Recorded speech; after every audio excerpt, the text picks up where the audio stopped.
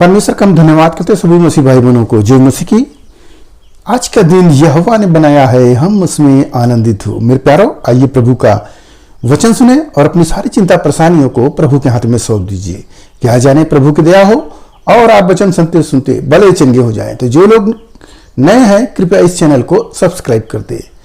तो मैं वचन पढ़ता हूं, आप लोग उसको ध्यान से सुने, प्रभु आपको आशीष देंगे। उत्पत्ति अध्याय 2 और वचन 15। तब यहोवा परमेश्वर ने आदम को लेकर अदन की वाटिका में रख दिया कि वह उसमें काम करे और उसकी रक्षा करे। और यहोवा परमेश्वर ने आदम को यह आज्ञा दी, तू वाटिका के सब वृक्षों का फल बिना खटके खा सकता है, पर भले और बुरे का ज्ञान का वृक्ष है उसका फल तू कभी न खाना, क्योंकि जिस दिन तू उसका फल खाएगा उसी दिन अवश्य मर जाएगा।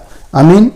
यहां पर परमेश्वर ने सब कुछ जब बनाए तब आदम को बनाए और बनाने के बाद उन्होंने अपने बगीचे में, प्रभु एक अदन का वाटिका है, उसी वाटिका में रखते हैं कि उसकी रक्षा करे और उसका फल खाए।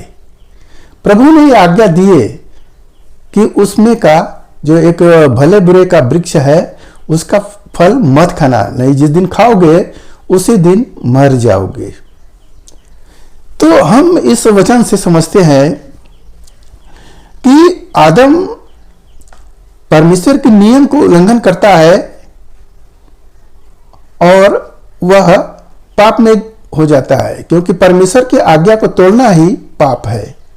परमेश्वर ने आदम को यह आज्ञा दिए थे कि इसमें का फल मत खाना, हव्वा को नहीं बताए थे। तो उस आदम को सोचना चाहिए कि परमेश्वर ने मुझे बोले हैं इसमें का फल मत खाना, और यह जो मेरी पत्नी है मुझे दे रही है तो यह फल कहां से है, इसको पूछना चाहिए। परंतु उसने किया क्या?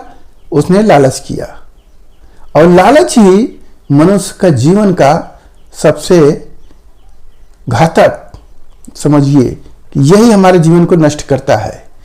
हर एक परमेश्वर के जो व्यवस्था है, नियम है, उस नियम का पालन करते हुए चलेंगे, परंतु जैसे ही आप लालच में आएंगे सब व्यर्थ हो जाएगा। एक यह लालच प्रभु के वचन में 10 आज्ञा में है कि तू लालच ना करना। तो लालच ही सब की जननी है, उसी के द्वारा हमारे जीवन में पाप होता है। आप हव्वा को देखिए, उसने भी लालच किया, बड़ा हम परमेश्वर के तुल्य हो जाएंगे, उसने दूसरे की बात सुना। मेरे प्यारो, हम जब दूसरे की बात सुनते हैं तो हमारे जीवन में वो गड़बड़ी आ जाता है। हमें दूसरों की बात नहीं सुनना चाहिए, जो अच्छी बात हो, समझबूझ की बात हो, उसे समझना चाहिए। तो हमें परमेश्वर का वचन अगर हम सुन रहे हैं तो वह सबसे अच्छा है, क्योंकि मनुष्य की बात जब आप सुनेंगे तो आप देखिए किस तरह के आज के समाज के लोग क्या क्या बातें कर रहे हैं। एक दूसरे की बुराई, या तो बहुत धन संपत्ति कमाने के बारे में आपको बताएंगे, आपको हर तरीके से आप देखेंगे तो आपको फंसाने वाली ही बात बोलेंगे।